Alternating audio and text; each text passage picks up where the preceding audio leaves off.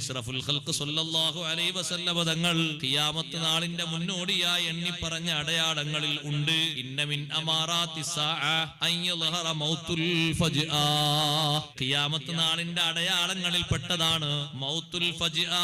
അത് പരസ്യമായി വരിക, പെട്ടെന്നുള്ള മരണമതാ പരസ്യമാകുന്നു, വ്യാപിക്കുന്നു. എത്ര ആളുകളാണ് പെട്ടെന്ന് മരിക്കുന്നത്? കാരണം ചോദിക്കുമ്പോ കാരണം പറയാനില്ല. നല്ല ശക്തിയുള്ളവർ, ആരോഗ്യമുള്ളവർ, യുവത്വത്തിന്റെ പ്രസരിപ്പുള്ളവർ, എന്തെങ്കിലും ഒരു വിഷയങ്ങൾ ഇല്ലാതെ, രോഗം ബാധിക്കാതെ, അല്ലെങ്കിലോ പ്രായമായി എന്നുള്ള സ്വാഭാവിക കാരണം പറയാതെ, വേറെ ഏതെങ്കിലും ഒരു വിഷയം പറയാതെ പെട്ടെന്ന് പിന്നെ ആളുകൾ പറയും അറ്റാക്ക് സംഭവിച്ചതാണ്, സൈലന്റ് അറ്റാക്കാണ്, പലതും പറയും. പക്ഷെ അതൊക്കെ മൗത്തുൽ ഫജ്ആ, പെട്ടെന്നുള്ള മരണം വ്യാപിച്ച് വരുന്നു, അധികരിച്ചു വരുന്നു.